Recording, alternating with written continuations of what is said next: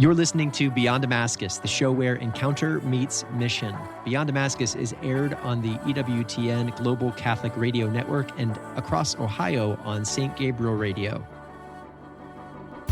Jack, may I ask you if there's any other questions that we might be able to entertain during this time of recording? Yeah, you can ask me. Okay, yeah. Is there a question that we might be able to entertain? It's called a question of the week. Yeah, the question of the week, Brad, is how can I navigate the challenges of being part of multiple communities, church, school, work, and maintaining mission in each?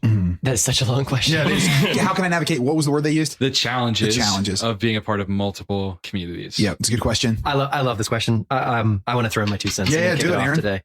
First cent, almost. Yeah. Second cent, Not as close. yeah, over and then Okay, under. Yeah. so the way that I'm thinking about this is often similar to the advice that I'll give to somebody who is entering into engagement, to when I'm kind of counseling or offering advice to married couples or engaged couples getting ready for marriage. So understanding mission is, let me say it this way: mission is different than what you do. I believe that mission at its core is actually a part of who you are. It's who we are. So mission is closer to identity than it is to a task, and I think the church would support that. That fundamental to our mission, or fundamental to our identity as a church, is a call to holiness and a call to mission. Right? You cannot be Catholic if you're not called to holiness and called to mission. And I would suggest you cannot be human if you're not called to holiness and called to mission. So mission is a part of who I am. And the sooner that I begin to give thought to and reflection to and come to realize and identify with what is the mission on my life, who I am, will allow me to be a more consistent person across all categories. A quick example of this. So I used to, I was a youth minister in a parish for a long time, and I was afraid of sharing kind of the passion that I had and the mission that I felt that God had called me to in Catholic Youth Summer Camp in Damascus. So what I found is that when I was at work, I would kind of hide this part of my missional call, and the dynamic that created was ultimately that I was being inauthentic with my parish workmates, and I was being inauthentic to myself when I existed in that context. So it led me to just places of constantly trying to hold tension and balance about who do I tell what and who do I express excitement about what. And I find that life is a lot easier and more simple when I can walk into any scenario and say, hey, I'm the guy who's passionate about this thing. I'm the guy who feels called to this thing. All my language is always going to be consistent. And if I happen to be at the parish and there isn't really an expression of that specific thing at my parish, that's okay. I can be my authentic self and I can help out in whatever way I can.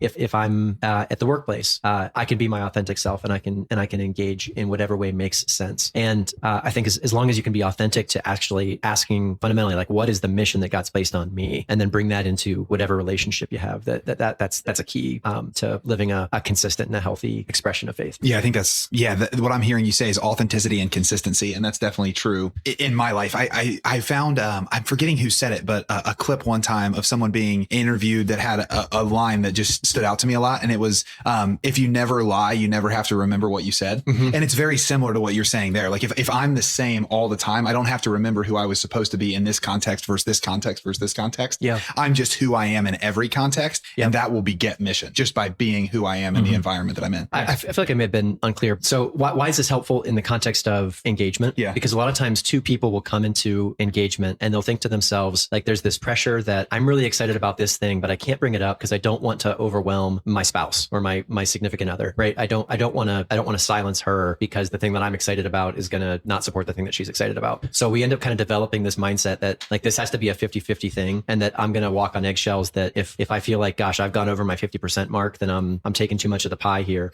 And that dynamic is just really pervasive in the context of what do I bring to the table? And I feel like if you can just be honest up front that, hey, this is not just the thing I like to do, but it's actually something I believe that it's who I am. Then a person can choose to love that and to celebrate that. I think a good way to do that is to actually write a personal mission statement. So your personal mission statement often isn't about what you're actively doing. It's about how you're going to do things, right? And so it's what are you called to? And that personal mission statement enables you to really examine, okay, this is how I'm going to express the call of my life. And that's expressed at the different category, like at church, at school, at work, in your family, wherever you are, who your call is expressed in a variety of ways there versus I'm a catechist at my parish. That is missional work at your catechist, but God isn't asking you to be a catechist at your parish. He's asking you to do catechesis at your parish in a particular way, right? So we don't need just more people volunteering volunteering for things, whether it's how you're called to do it. And I think that's the mission statement will get you away from I have to do to everything I do. This is how I'm going to do it. Yeah.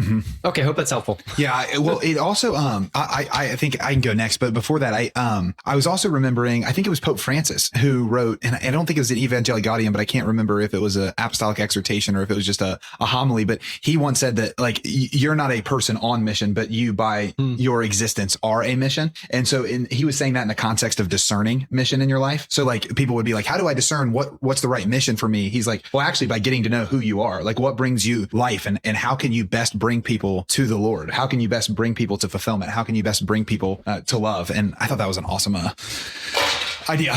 Whoa, his 2 cents came in. Yeah, 2 cents to the jar. My 2 cents, I think, is going to center around the concept of prioritization. And it's funny because throughout the course of my life, I think prioritization is probably one of my weakest traits as a leader. And I think that's why it's what comes to mind when I hear this question, because over the last couple years, I have found that in prioritizing my life, it gives me more freedom, not less. That in prioritizing my life, it's not that I can't do the exciting things because they always fall to the wayside. It's that I can know how to engage the exciting things because when I engage with them, I know what kind of margin they can have in my life. And I say that from just the context of like, I think we can think of the mundane everyday things as just, less impactful, but they're actually the most impactful. So if you think about the course of your life, let's say that all of us are 60 years old and we're reflecting on our life, like what made up your life wasn't actually the one trip you took to Bora Bora. It wasn't the like one time that your family did this. What made up your life was the things you did every day. Like the most of your life will be the things you did every single day. And so prioritization has just allowed me Unless you died a martyr. Unless you died a martyr. Just kidding. That one moment was pretty significant. Good point. Yeah. For most of us. No, I'm kidding. Anyway, that kind of thinking has gotten me to a place where when I prioritize my life, I think about all these different communities that I'm engaged with, and I think about where they fit within the prioritization structure that I've created for my life. So when I think about my relationship with the Lord, like that's what I have to bring to everything. So my first priority is my relationship with the Lord and my relationship with me. That like if I'm not going to the Lord and understanding more about who I am, then I can't bring any of that down the line. And so that's why a lot of times we're talking about personal prayer time all the time and things like that, because if you're not doing that, what you're going to begin realizing is you're going to be living a life that's uncertain as to what you're even bringing to the environments that are down your priority list, like what you're saying. So like God and me, something like that. Below that, like this is an area where it's hard for me to even like say it because for a long time I fought it because I think sometimes it's idolized. But the next thing on there should be family, right? It's my spouse and then my kids. What I can find in the church a lot is that we stop there because we say the primary priority is the only priority. That's not how the church has ever taught anything. That primary means primary because it puts things in right order. It's the same way that like I love Jesus, but I'm also called to love my wife. I have to love Jesus above all things, but that allows me to love my wife more. Me prioritizing my family and making them the primary, not the only, not sola, if we can like go into the theological realm, not sola, but primary. It allows me to then put everything else in a higher place because it's in right order. And then below that, usually what you're going to have here is something regarding the call on your life. So you're going to have work. You're going to have like a communal context. Damascus is interesting because it fits here on mine because it has a church context to it. It has a secular context to it. So a lot of the Damascus oriented things for me fall on a priority that's kind of on like a third tier. And then below that is all those kind of exceptional things. So the thing I do once a month, right? The thing that I do once every couple weeks, like those are things that still matter and I still need to be able to engage in, but I have to engage in them in a way that doesn't elevate them above the other things that when they're in right order, I'm a better version of the person in those things.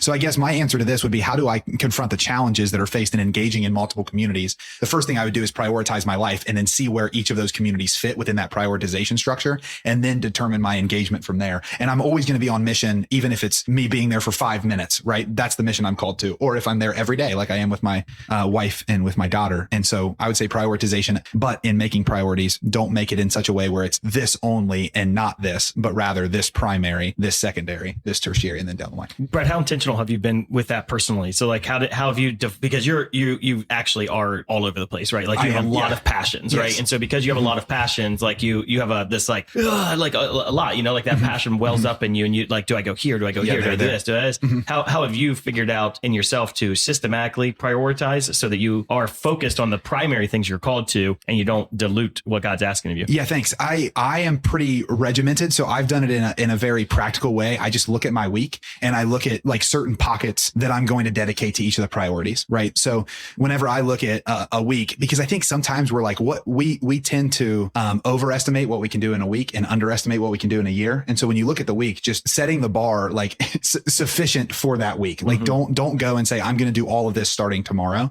But what I do is I find a block for the week that I'm going to take my personal prayer time in. And you can put that on a calendar. You don't have to. I do. I just put it in my calendar, and that's where I hope to have it. And if I miss it, it's not the end of the world. Just find another place in the day for it to fall, but it at least gives me the ability to say that's my aim. And then I have pockets for family, which is my second thing. So I've really been trying this recently that when I'm not traveling, because I do travel a bit, I look at the 5:30 to 7:30 block and I don't do anything during it. So if a guy wants to meet up one-on-one, if me, Aaron, or me and you, Dan, have business like outside of the normal work hours, I do it after that because that block is for my family. Like I need to be there and that allows me to stay in rhythm. And then from there, I look at all the atypical things. So if it is a week that I'm traveling, then instead of just a 2-hour block, there's going to be an evening that I block off because there's going to be 2 days that I'm not in the house. And then I really do bring it into that kind of microstructure. Yeah. That's not how everybody wants to work, because sometimes you want some flexibility, but that allows me, again, not to like build a prison that I have to stay in, but build a structure that has some wiggle, but allows me to know that the things that I am saying are my priority are actually finding themselves prioritized in my schedule. When if you're looking at your different communities as the person who's asking the question is speaking of, like, and I think they said church, I wrote down church, school, the parenthesis ones, these different things that they're in, then the more intentional you are with your calendar, the more likely you're going to be able to be present when you're in those moments. There anything worse than being somewhere but not being there? Like, I don't think so. Like, it's horrible. It's like this snuck up on me. I'm all of a sudden here. I don't really care to listen to any of you. I needed to be here because I know I said I would. Yeah. Like, none of us like that. You teach a religious ed class at your parish, but you never prepare for it. Yes, then you're probably not doing mission great. Right. And you're just checking a box. Yeah, and again, to Aaron's point, it's not a task list, but rather it's me being alive in the environments I'm in. Got anything, Aaron?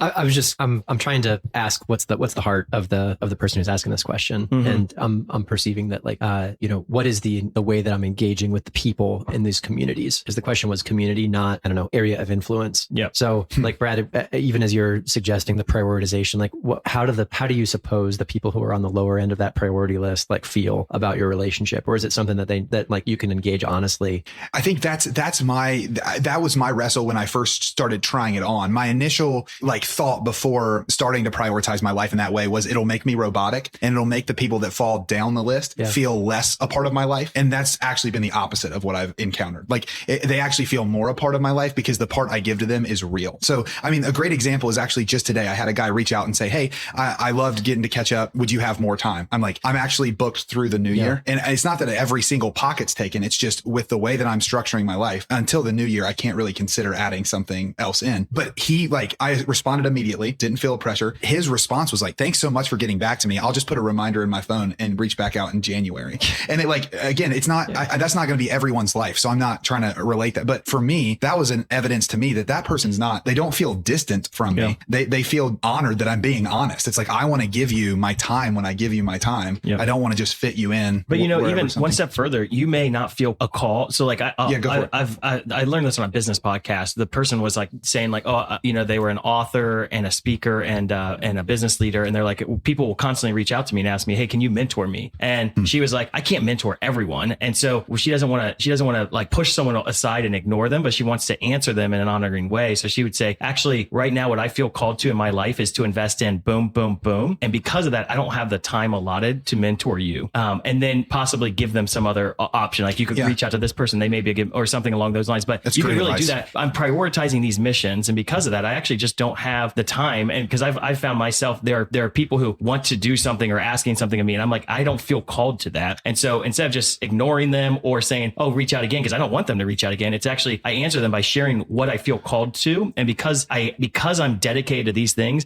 I don't have the human capacity to do that for you. And I think people feel honored by that as well, because you're being direct and you don't have to have the obligation that you have to do everything just because if your pastor asks you to do something, you're not required to do what your pastor asks you to do at your parish, right? And I think sometimes people feel that. Can I jump into my 2 cents because I think it's part of that? Or can I give a relevant Babylon Bee article? Oh my goodness. Wait, how often do you talk about Babylon Bee? Yeah, I think Babylon Bee pretty consistently. Yeah. Great little article this past week. I didn't think he was being serious. I thought he was just trying to throw you off. Okay. After third reschedule attempt, found Christian friends agree to just have dinner together in heaven sometime. That's actually really good. Yeah, that was good. That's really good. All right. Maybe try that one next week. My 2 cents. So that's hysterical. how do you maintain mission in these different missional communities? I honestly, when I heard that question, the first thought that came to my mind was, let's be careful of missional scrupulosity.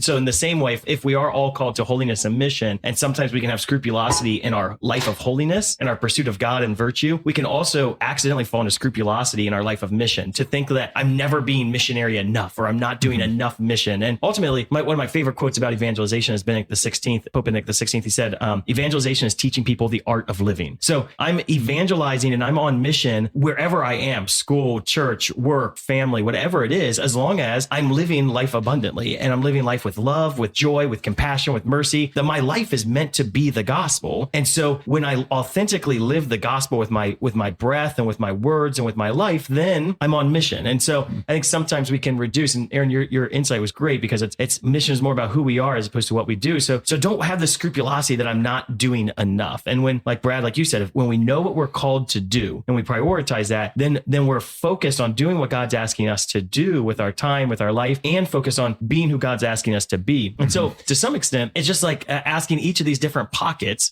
saying, Lord, how do you want me to be on mission here? And it's going to look different. So if it's okay, I have all these different mission or all these different communities, and I have to have a mission in each of them, you're probably not going to, you're just going to stress yourself out, right? As opposed to just, I'm going to live life abundantly in all these areas. And I think if I live missionally, like if I live a missional life, no matter what, wherever I am, I'm on mission, right? Like I was on the well, I guess this is a bad example because it's not a community, but I was flying home this morning, right? And I was on the airplane. I'm not asking myself like concretely, like, how do I be on mission on an airplane, right? Like I'm just being missional, and I'm having a conversation with a human being next to me, and I'm engaging in them. And that's naturally going to lead to an ability to share the gospel or not, right? But I'm not like sitting down with an agenda, like I'm going to share the gospel and pray over this. No, I'm being a human being that loves others, but I'm a human being who is missional. And so when we are that, we're able to really just teach people the art of living by living our life for Christ and with Christ. And so I think if my heart for this question and this person who's asking this question is just don't be scrupulous, and don't feel like you're not doing enough, because that's not what the Lord, he doesn't want to throw that on you, right?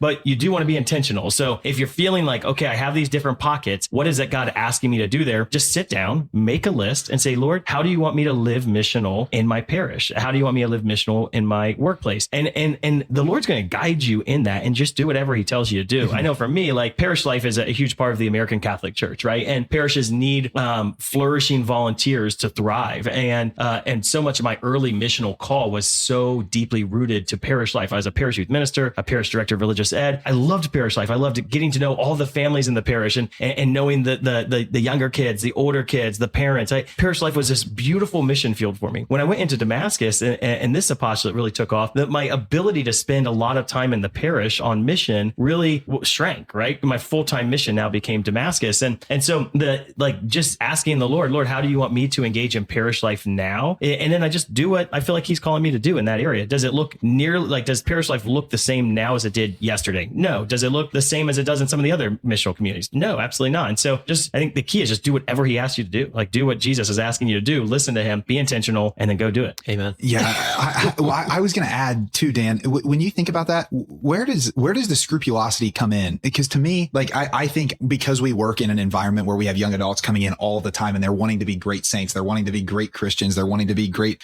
fathers and mothers and all these things, they have all of these presuppositions on what it means to be these different things. I'm not always convinced that their presuppositions are wrong, but there is this like measurement that I think comes in my experience when I don't examine my life regularly with the Lord. Like when I sit down and examine it with the Lord, it's very clear to me when he's like, hey, you were a little hesitant there and you didn't need to be. Why don't we talk about why that might have been, right? Or you were really, really bold there and you didn't need to be, right? Like that actually was counterproductive. So where's the scrupulosity come in? I mean, aside from not bringing it to the Lord, because I think that could be a catch-all answer, but is it just because we're nervous about not, mounting up or not? I mean, I think scrupulosity is scrupulosity. So whether I'm like being scrupulous scrupulous about like, oh my gosh, like, did I do like this act of virtue well did enough? I pray the rosary well enough? Yeah. Like, So if you're a scrupulous, like, I think it's probably rooted in anxiety and like self-worth. Like, I'm not good enough and God doesn't think I'm good enough. But like, you're right. Like the person who's truly loved by the Father isn't worried, like, am I doing it well enough, to please my Father? And so I think there's a little bit of like a works mentality there. But I think also, I'm assuming this was like a college age student or a young person who's asking this question since they referenced school. But I think sometimes in our younger years, we don't want to close any of our options. So it's like, oh, well, I want to be like all things to all people, if you will, in a negative way, where it's like, okay, I'm going to keep all of my options open, all of my doors open, as opposed to say like, no, I know God's calling me to this and I'm going to do this as best as I can. Like I was thinking to myself when I was also heard the question, I was like, well, how many poor people did St. John Vianney serve in India? And how many confessions did Mother Teresa listen to in her parish? Right. And like the answer is both of them, none. Right. And so because Mother Teresa was excellent at what God asked Mother Teresa to do. And John Vianney was excellent at what John Vianney was called to do. But John Vianney was 100% parish oriented. Mother Teresa was 100% street oriented. So just do what God's asking you to do and don't worry about like, man, I have all these obligations to fulfill or the Father's going to be upset at me that I wasn't good enough. Like, no, just be excellent in what he's asking you to do and have fun in that. And I think sometimes specializing in a mission, knowing exactly like, oh, this is the special thing God has for me, really is a freedom, not a prison. Yeah, I had the same inclination. I was wondering how it tied in with you, Aaron, because you had mentioned, I'm forgetting it, but that mission is more about identity than task. And then when you said worth, I think that was my inclination too, is that scrupulosity actually just comes from a lack of understanding my worth in the identity that's truly mine. Right. Yeah. I think the key to what you said, Dan, is just asking the Lord, what do you think about me? Like, help me to see myself the way that you see me. Help me to see the purpose that I was made for the way that you see it.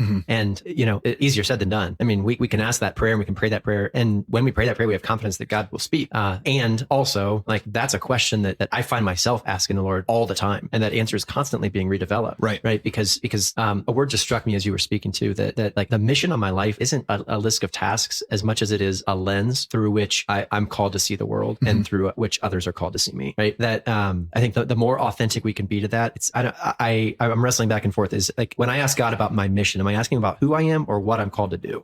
Is mission a task or is it a part of me? I think it's a manifestation, right? So it's not necessarily asking who I am, but like given who I am in the circumstance that I'm finding myself in, what could I do there? Right. At least that's what it seems like to me. But whenever we think it's me having to do something, I think what comes to me is that's when task orientation comes. But when I'm like, oh, wow, like this is who I know myself to be. These are the strengths I have and I'm in this environment. I can bring that strength to elevate the environment, to help the people here live more fully. Like it's almost just like a tree that is now like blossoming fruit. And then the fruit is what goes. There's a great parallel for this in the Stormlight archive. I wish I could share with you guys. This is the full circle. I will say this though. One of the things, I don't know how it ties in, but it keeps coming to mind as you guys are sharing. I do also, to the person like asking this question, if you find yourself just thinking you have to be involved in all of these communities too, it might be actually worth asking, like, are you investing in all these communities because you're called to, or because you think you have to? And the reason I bring that up is there's a line that stood out to me like 5 years ago,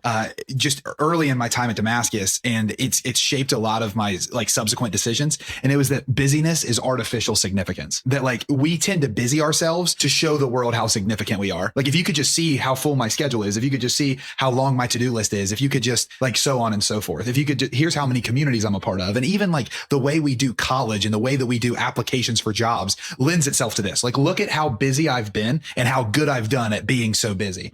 And I think that it would do us all well to regularly have an assessment of like, Lord, am I still called to all of these things? Because there's actually a beauty to seasons. There's a beauty to me being very invested in something and then actually being asked to, like you with Parish Life, Dan, like there's a beauty because there's a new leader that has to come in. And that's amazing because that gives someone else the opportunity to respond to a call and you not to feel like you have to do everything. So anyway, it's been on my mind since I heard the question. So I thought at least it's interesting because if you think about the person who over volunteers or says yes to everything, it's often probably rooted in a lack of self-worth because I want to please other people and I'm scared that they're not going. So it's the same root of scrupulosity. It's the exact same. It's this fear of like, are people going to love me? And so just really taking this to the Father and finding your approval in him and then just asking him, okay, what do you want me to do in these different mission communities and just do what he says. Yeah. That's really good. I also, just before I throw it over to you, Aaron, to see if we have a mission of the week for the people listening. Also, if you're in your life too, and you're finding yourself like I am called to these different communities, also recognize that the way by which you can be involved in some of these communities as well is through prayer. I think like the power of intercession is amazing. There's tons of missions that are close to my heart that I don't have the bandwidth as a person living in time and space to go and do, but I have a financial resource and I can give financially in some ways. I have a time resource where I can, in my time of intercession, pray for the communities that I'm not able to be as actively involved in. And that's a real beauty. That's good. Mission of the week, Aaron. Okay. So I've had some time to prepare this as you guys have been talking. If it goes to the Stormlight archives, I promise. I know. No. I hesitate. I'm conscientious that a lot of times we have a mission of the week. It's like, hey, sit down and pray a little bit. So I do want to invite us into that process just because I feel like that's the real nut that we kept going back to here is that ultimately mission is about discovering God's plan for my identity. So I mentioned that I do go back to that and I ask that question consistently. And I want to give, I'll give a mission based on kind of a testimony of my own experience. So probably about 18 months ago, I went through a really intentional process of sitting down and asking the Lord, like, what have you made me for? Who have you made me to be? And God was very clear about giving me an answer to that question. And it was a simple and direct answer. And then my follow-up was, okay, Lord, how do you want me to do that thing? And I walked away from, it was probably 3 or 4 days process of prayer time with like a list of 6 words that were, these are the things that I need to be doing. And for the last, 18-ish months, during the course of my prayer time, like I go back to those words. I intercede for those. I do those things. And in the context of my conversations, the way I schedule my week, I try to make sure that those are the priorities that I'm become a litmus test for you. Right. So here's my mission of the week this week. Sit down and ask God, who do you want me to be? Or what have you made me for? And continue to ask that question until you feel like you have some kind of a distinct response. And then the follow-up question is, how do you want me to do that thing? And then just start building a lifestyle around doing it. Like until we can get to that place, I think this question is going to be one that's filled with exhaustion. But when you have that precision, everything just falls into line. I can't wait to do that. That's a great one. That's really good. I love that. It actually reminds we have different chaplains every week at Catholic Youth Summer Camp and in the summertime. And it's funny because the chaplains, like, because we're a lay organization and we run the same week of camp week after week after week, we kind of run like a machine, right? Like we know what we're doing and lay people have the roles and the chaplains are coming in and out. It's not the same people. And so they don't have a lot of tasks to do. Same with the religious sisters who come. They don't have a lot of tasks to do. They really have a call to a ministry of presence. And the priests and religious who are super grounded in their identity and they know who they are, they walk around this campus and they're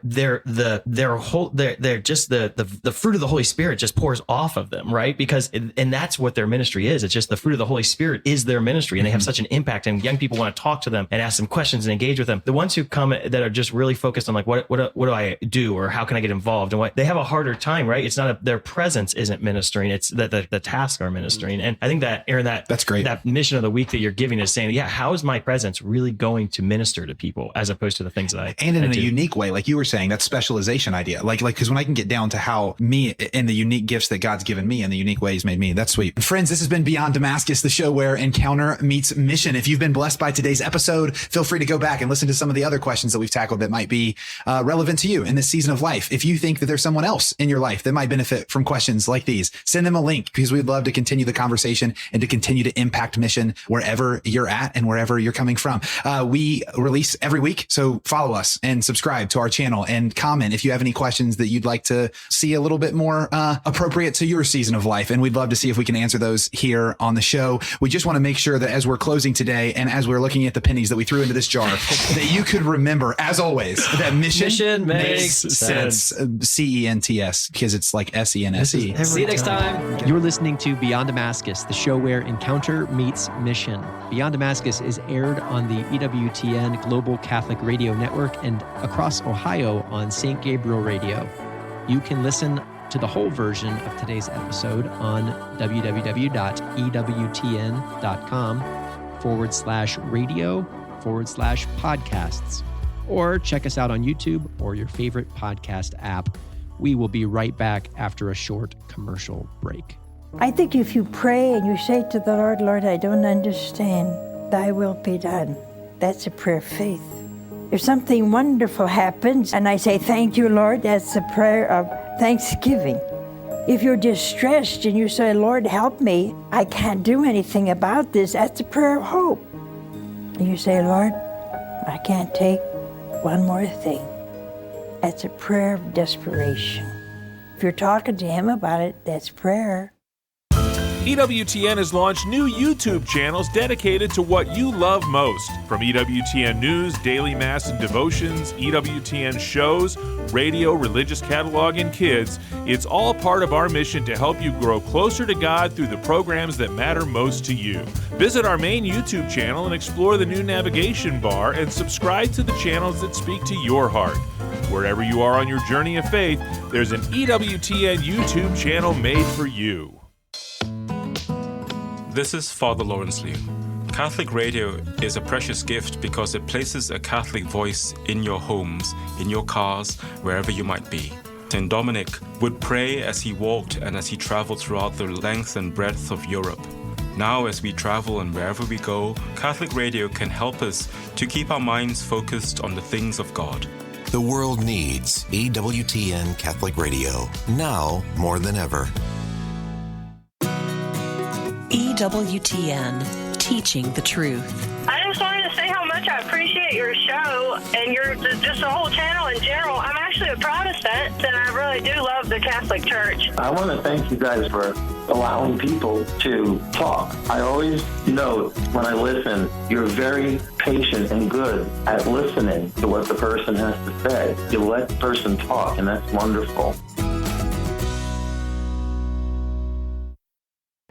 Welcome back to Beyond Damascus, the show where encounter meets mission. Beyond Damascus is aired on the EWTN Global Catholic Radio Network and across Ohio on St. Gabriel Radio. Do we have a question of the week this Yes. week? Okay. The question, we do have a question, Aaron. Would you like to know what it is? Jeez, don't talk back to Aaron, okay? Yes, Jack. Yeah, until you get on BattleBots with your robotics, I don't want to hear it. They wouldn't let us. The question of the week is, what is the best way to welcome non-Catholics to the Mass when it seems like a bunch of steps or rules to follow instead of a church service? Okay, what's the best way to invite non-Catholics to the Mass when it seems like a bunch of steps or rules rather than a church service? I'll go first. Oh, wow. Damn, that was great. Yeah. That went way across the That studio. other penny might be gone forever. All right, my 2 cents would be, I think often we as Catholics falsely assume people are going to hate the Mass. And so I think we're very hesitant to invite non-Catholics to Mass because we think it's not going to be a desirable experience for them. And I would challenge that, especially in this modern context, right? That I think I think in the back of our mind is like, oh, the Protestants, it's so easy because they have these church services with great music and good preaching and lights and sound and hospitality, and the Mass is just like, And I think there are definitely parishes where the Mass is unattractive, right? Because of the music or the hospitality or the homilies. Yeah. And so we want to make the Sunday experience better. But I think, honestly, as we get into, I think there's a hunger now in American Christianity, if you will, for a deeper experience in their relationship with God. That enough people in their relationship with God have had kind of the hoopla experience. And so there's a lot of people who are like, how can I have more? Like, what's the next step? And so I think if you're asking people kind of what are you looking for in your relationship with God? And so treat an invitation not as just an invitation to get someone there, but as a pastoral relationship, right? What are you looking for in your relationship with God? Or what are you looking for in a church community? And listen to them, right? And then communicate how the Mass could be a great way to find those things, right? Most people are going to say like, what I'm looking for in my relationship with God is being able to hear his voice more or have him guide me in my spiritual life, right? And then just explain how the Mass helps you do that. And I think because the hunch on me is, man, it's so much easier to invite friends or people to a really well done Protestant church service, right? That'd be an easier invitation. But I think it actually is that when I think about kind of why I love the Mass the most or what my favorite Masses to attend are, my favorite Mass to attend is the 7 a.m. Mass with no music and when the lights are kind of low and it's just quiet and contemplative, right? So because that's when that quiet contemplative Mass fuels my spiritual life the most, even though I'm a charismatic and love worship and love a time of worship, right? That there's something so beautiful about that it fuels my spiritual life. And so there's other people like that out there that aren't looking for the Sunday service that's at the church down the road all the time, that maybe they are looking for deeper mystery. I invited someone to Mass a few months ago, and afterwards I asked them what their experience was, and they were raised Catholic as very little, but they left around 11 or 12, right? They hadn't been to Mass in a long time, and it was their first time coming back, and so I was a little nervous, because I didn't theologically explain things to them before they went. I was just like,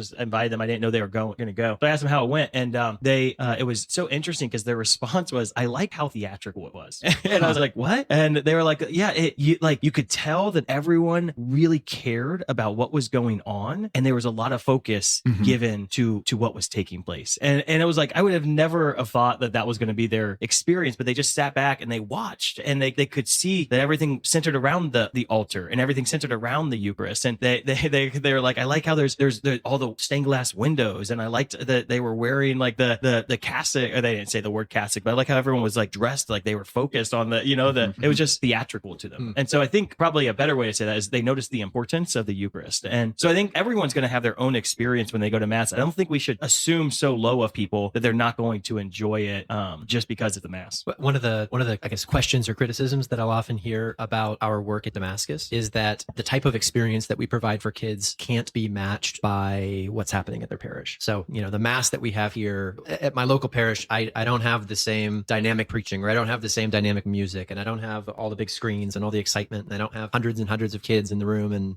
and young adult missionaries and all that stuff. And one of the things that I love to tell them when they bring that to me is that here at Damascus, we actually make a really concerted effort to celebrate, to present the Mass in varieties of expressions. So Dan, like the way you just identified the 7 a.m. Mass at the parish, that's more contemplative and quiet. Believe it or not, even here at Damascus, where ruckus and amazing and powerful events and stage production is our specialty. Our weekly staff Mass is actually very much like you described. It's a contemplative, quiet, subdued expression of the liturgy, built to foster a greater intimacy with the Lord in the Eucharist. Yeah, and then at summer camp we have Masses that have worship music and everything, and then we also have Masses that are just completely quiet to give the campers both experiences. Yeah, because to say I want both means you actually have to present both. That doesn't mean I want both, therefore ignore your preference and acquiesce to mine. And the key is then it's almost everything strips away, and you're able to see what's most important, and it's Jesus. Definitely. Yeah, I the only thought I have on it is that you guys haven't hit is just I think when I'm reflecting on don't presume that it's going to be boring to people. Yeah, I think sometimes we can get in such a I don't know, like a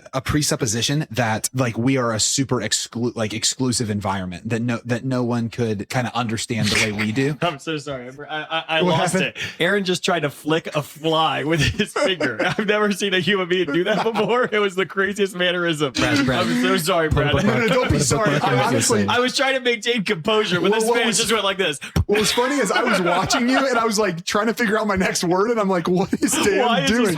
And the fly wasn't even close. I mean, it was like at least 2 feet away. I missed that part. This gives good context. All I'm trying to say is we're not as exclusive as we think we are, and there are people who might actually be able to see something in it that we who have been going for a long time might miss. Yeah, that's my general thought. Well, can I share one of my favorite moments in my life? Yeah, sure. It's just oh boy, what's gonna happen here? I was on a mission trip, and we were putting a roof on a house, and there was like a wasp nest that was attacking us. Yeah, and one of the guys in the trip was really anxious about the wasps, so I took out the hammer out of my tool belt, and I went to hit a wasp out of the air, and, and he was like, "Put that hammer away! You can't kill a wasp with that hammer. You're so stupid." And I picked out a wasp and smacked it out of the sky with the hammer, and I was on a ladder, and it came down and landed at his feet. Nice. That is amazing. That was God smiling upon you at the moment. He was such a funny kid. He was one of my favorite people in the world. And he immediately accepted his dose of humility and repented. He repented publicly. I'm so sorry. You can't hit a wasp. 999,000 times you would have missed that stupid wasp. But it's that one time. Yeah. Oh man. I'm sorry, Brad, for laughing as you were saying something important. As I was trying to make my way through. I've got a great 2 cents if I can help. Aaron, please. I'm struggling because I actually have. Oh, that's in. Thanks, guys, for both celebrating. Of them. Hey! I guess everyone can hit a wasp with a hammer now and then. Okay, I'm debating between two, but I think I'm going to lock into the first. So do it. Dan, similar to what you were saying about how we underestimate what experience someone might have with the Mass. The Mass is deeply scriptural, and I think oftentimes we as Catholics may actually even miss the deep symbolism and particularly scriptural symbolism that exists in this kind of routine, quote unquote, activity that we engage in every week. So I'll recommend a book real quick. It's a friend of our ministry, Scott Hahn, wrote a book called The Lamb's Supper. And it struck, he gave a talk by that same title, probably, 15 years ago. And it just absolutely struck me as he walked through the expression of the Mass and how the Mass is actually a perfect fulfillment of almost like a recipe of what's prescribed in the book of Revelation, as John describes his revelation of heaven and how it is that the eschatology, like the end of time, will be invited into that experience of relationship with the Lord. And the premise that he has is that, like, this was a reality that the early church knew so closely it was impossible to ignore, and that when we see John's vision of heaven, that we are actually invited into a now expression of that invitation to heaven. That the Mass, unlike any other prayer that we can pray, actually invites us into the fullest expression of what the wedding feast of the Lamb is like, of what the kingdom of heaven will be like. And yet it's shrouded in symbolism and in human expression, but it's a deeply mystical experience, and it's a deeply scriptural experience. And I don't want to paint with too wide a brush, but oftentimes you've probably heard that there's a sort of an assumption that Protestants know their scripture a little better than Catholics do. And I've not experienced myself, but I've heard amazing testimony of like a Protestant who will come to Mass for the first time, who will say, I had no idea that the Catholics believe in scripture. Like, the Mass is filled with scripture. Mm-hmm. Every response that we pray is a scriptural response. We don't just focus around one Bible reading, we focus around 4 on a typical Sunday. And that's ignoring the fact that all of the antiphons and all of the interjectory prayers they come from a scriptural foundation. So the Mass has tremendous appeal, both from that place of a beautiful and symbolic and mystical understanding, and also from a deeply scriptural understanding as well. Yeah, I think being able to frame that is so important, because there is something about the legitimacy that comes from being able to frame that out for someone. So like, if there's someone that you've been like having conversation with and you're thinking about bringing them to the Mass, it's not a bad idea to start actually with like, have you ever read scripture before? Here's like and going to a couple things, because I'm even thinking about the different ways that it's foreshadowed in the Gospels and obviously Revelation, but just those different ways that you can say, hey, what it's saying here, you're going to be able to see that like when we go there. So just keep an eye for this and this. In the context of relationship, if you have a relationship with someone that's close to you and know this is important to you and are like, hey, I'd love to experience something that's important to you, I think it's awesome. Can I make just another quick point? Is we've talked about sort of this balance and relationship between a more traditional expression of liturgy and maybe a more modern modern expression of liturgy, right? And I would love to just celebrate and to acknowledge that most individuals who with their whole heart are attracted to a more traditional expression of liturgy, it's actually to that sense of mystery and to that sense of like this presentation of this beautiful, deep scriptural reality that attraction stems from. So I forget how the question was phrased, but it was something along, instead of a church service. And I would argue that when we fall into the temptation as a church of trying to kind of water down or make more presentable the Mass, and I'm not talking about accessible and beautiful, right? We try to do that at Damascus, that we do implement modern music, but in a way that is beautiful and faithful to the heart of the church, right? But when we present the Mass in a way, or when we try to water down the Mass so that it might become more normal, I think we can tend to actually lose that thing that is actually at its core the most important. Completely. Not only the most important, something that sets us apart. Yeah. Right? So modern man is looking. Many people want the mist. Many people want that. I think that the Lamb's Supper really changed my whole outlook of the Mass as well. So way to go, Scott. We love you. Yeah. But I think that like learning all the parts of the Mass and then walking through a person on the parts of the Mass. I mean, it's so funny, but the penitential rite like blew my mind. That, oh wow, it's so beautiful that we start this liturgy like asking for forgiveness of sins and receiving forgiveness of sins, and then the offertory. It's so beautiful that I get to offer my life as a living sacrifice to the Lord as we carry the bread and wine down, the work of our hands down to the altar, and then the work of our hands is transformed into Jesus's body, blood, soul, and divinity. Like there's so much beautiful theology that I think we almost kind of undermine our Protestant brothers and sisters if we don't want to show them the Mass, like as if they're like not theologically wise enough to understand the beauty of it, right? And I think even inviting, as you were sharing, Aaron, I was just thinking like inviting a Protestant brother and sister or inviting a non-Christian to Mass, not as a agenda just to get them to become Catholic, but as a means for Christian fellowship, right? That there's something about like, oh, I want to show you liturgy, and then a willingness to go to their service as well to see what they do. Not that I'm going to skip Mass on Sunday and go to the church down the road, but to make a priority to, okay, I'm going to go to Mass and I'm going to go to church. Why? Because it's Christian fellowship, no matter what is good, right? And so if I show an interest in what they're doing and what they're experiencing, they're going to show an interest in what I'm doing and what I'm experiencing. And then either way, we're both going to be better because of it. So if it's a coworker and you're like, man, I really wish I had more like Christian fellowship at work. This is how you can build that Christian fellowship at work, right? Totally. Like actually invest in each other's spiritual lives, and then that's going to create a brotherhood or a sisterhood that you now have in the workplace that you didn't have before. And you can't really do that if you have an agenda to make them Catholic, right? If the agenda is I want to relate to you better as a fellow Christian, I think we're going going to be way better off. I think Matt Fradd does that excellently. Like when he brings on a Protestant brother or sister and has like a long form discussion with them, he'll regularly even put it like just to call out the elephant sometimes. Like if you were to ask me, like, would my desire be for you to eventually become Catholic? Yeah, because I found it to be the most beautiful expression of the faith that I know. That said, like, I want to hear about everything. You're able to be honest and be like relational at the same time. Like you don't have to forfeit the ability to honor them and support them and understand that they're bringing a different lens that will help your spiritual life. And like, it doesn't have to be divorced from the other, I guess is what I'm saying. I'll throw these 2 cents in. My 2 cents, I want to take it. I had a little bit of a different angle, but hearing you two, I think I want to put a capstone on this thought. I think that one of the best ways to welcome non-Christians into the context of the Mass is by simply allowing them to enter into the context of the Mass, not feeling like you have to over-explain it, not feeling like you have to overemphasize these different pieces, because I think that what we underestimate sometimes is because we feel uncomfortable with uncertainty, we can sometimes leave people outside of the ability to wonder. And it's like, no, like, yes, it might be a little uncomfortable because you might be uncertain as to when we should stand and sit and kneel. And it might be a little uncomfortable that you don't know the words to the responses that everybody else does. But before I judge that as immediately a bad thing, why don't I just let it happen and understand that I can be a human in relationship with you afterwards? And if there is a part that was confusing and hurt you, we can talk about that. But my experience when I've seen people that come into the Mass for the first time, and this would happen in college quite a bit because of just the way that we did outreach, my experience was oftentimes they're like, what was that all about? Like it wasn't actually from a place of like, because I was uncertain, I was uncomfortable, and now I'm frustrated. It was, I don't really understand that. And I don't know of a better starting place to get to an evangelistic conversation than that. Yeah. Then like, I don't know if I understood that. Like we see this all of the time just in normal human life. It's like,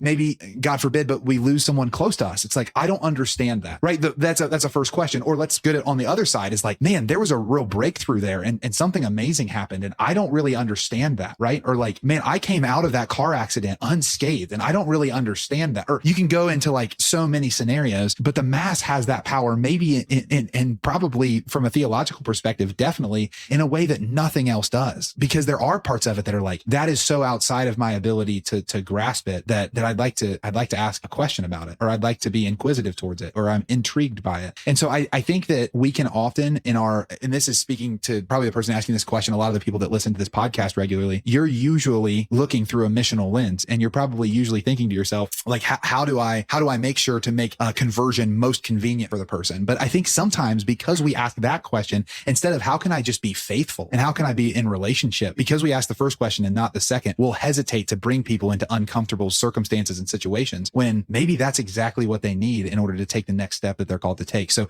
if there's a non-Christian in your life that's close to you, and I know that my mom does really well with this. She invites people to church all of the time with her. And my mom is not the most like theologically driven person. Like she's not a person that's going to spend most of her time digesting all of the like theological writings of Thomas Aquinas, but she's a faithful Catholic who loves the beauty and differentness of the Mass and who understands it more and more year over year. And she just lets that be a part of her life that's accessible to others, just like all the other aspects of her life, like bringing someone over for dinner or giving someone a ride to work. Like, and I think that is so effective. And the way that sparks conversation, I don't think can be undermined. So I guess just to put a one-liner on it, I think how can I approach bringing a non-Christian into the context of the Mass by simply doing it and not overthinking it and not undermining the power of wonder and awe. It's good. I love it. I love that. Another thing that's come to mind, Brad, is so Mass is the fullest expression of Catholicism, but it's not the only expression of Catholicism. So I know this isn't the way the question was worded necessarily, but if what the listener's asking is how do I introduce someone to Catholicism? Like if the Mass is overwhelming, there are other ways. Yeah, great point. So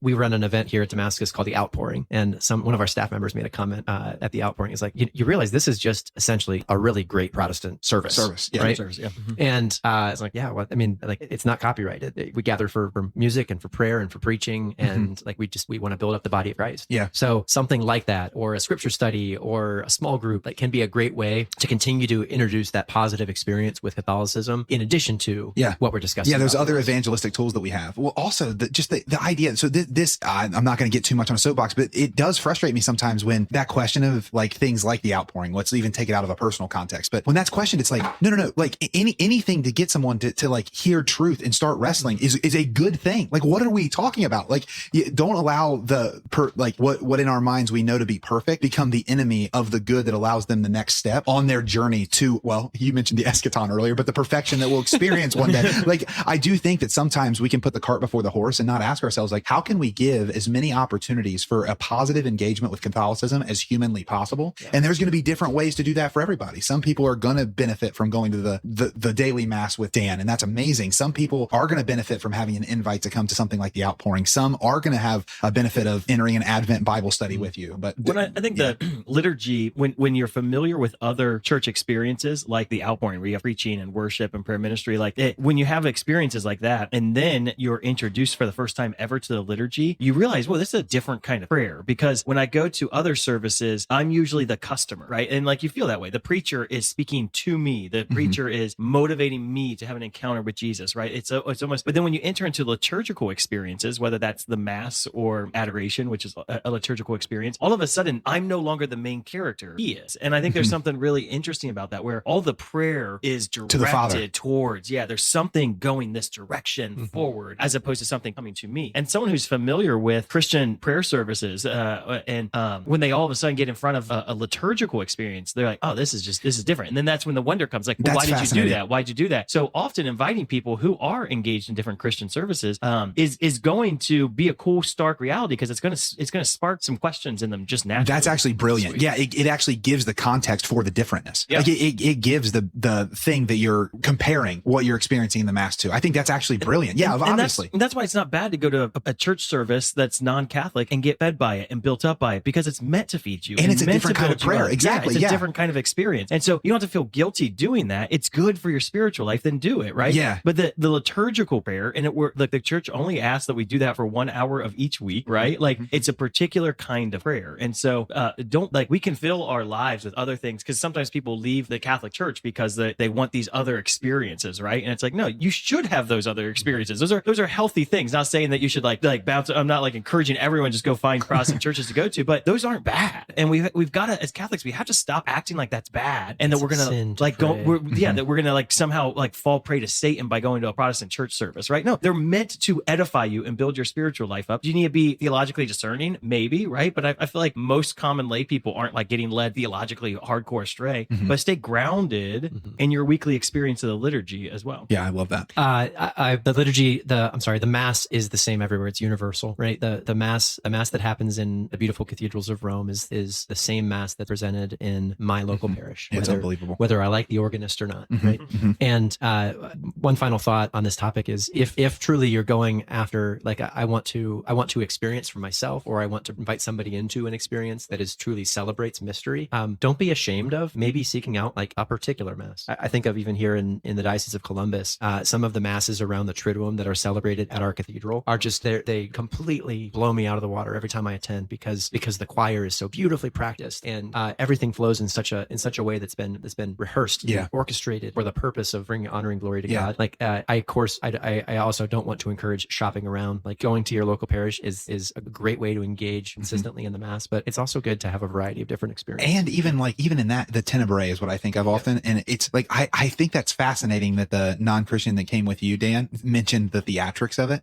Like, there is a theatric to the liturgical like expressions that we have, and there always has been. Like, go to the traditional Latin mass, and I mean, like, it's like a play in motion, right? Like and it's meant to be that, because there is there's a sensory component to it, obviously, or we wouldn't have incense filling the entire space. Like, obviously it's unto this kind of like experiential being that we've been made to be. And so I think don't underestimate how powerfully the mass can bring that alive. But also, to your point, Aaron, like, it's actually okay to have other contexts to welcome people into, if that's not the right one for them at that time. Wow. What a great discussion today. Brad, do you have a mission of the week for us? I do, actually. So I'm excited about this. So I want to encourage us to get outside of ourselves. I'm not going to just give the mission of the week for you to go bring someone to mass with you. Come on, that's what. But because that would have been the most like on the nose. Nervous. That would have been the on the nose one. Coming. I think what I do want to emphasize, though, is we all have contexts that we're living our day-to-day life in. So we're at work, or we have people coming over to our house for a variety of reasons. In whatever context you find yourself in most often, or maybe where you find this opportunity, just make a note for yourself. Like, I want you to share the Catholic faith of yours with someone in your life you haven't shared it with before. So if it's a coworker and they've made a comment about your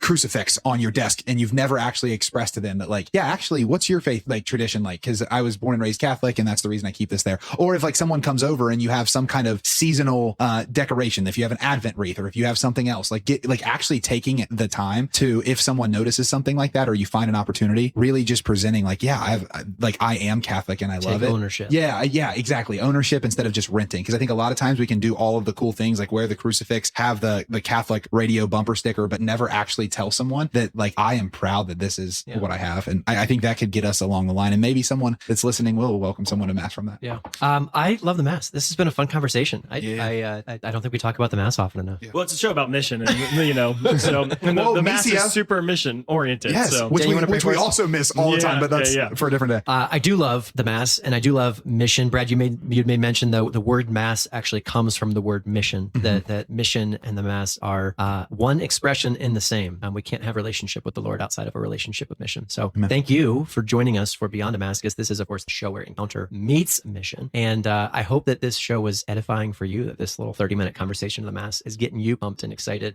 If so, please like and subscribe to this show. It helps us to spread further faster. And if you feel like today's conversation may be meaningful for someone in your life, maybe even that non-Catholic friend of yours who you might want to just put a little bug in their ear and say, hey, what do you think about this? Would you be interested in attending with me? I hope that it bears great fruit. If you have additional questions, post them in the comments or email or text them to Jack, because he gives out his cell phone number. Are we going to dox Jack? Please don't. That would be terrible. We have a second mission of the week this week to try to kill a insect with a hammer. Yeah, I like that. Yeah, Jack, be aware of your if you accomplish that, send that video to Jack as well. We're grateful that you joined us here this week. And remember, as always, friends, mission makes sense. Get it? God bless. Have a great night. Friends, thanks for listening to Beyond Damascus, the show where encounter meets mission. You can listen to the whole version of today's show by searching for Beyond Damascus on YouTube or your favorite podcast app.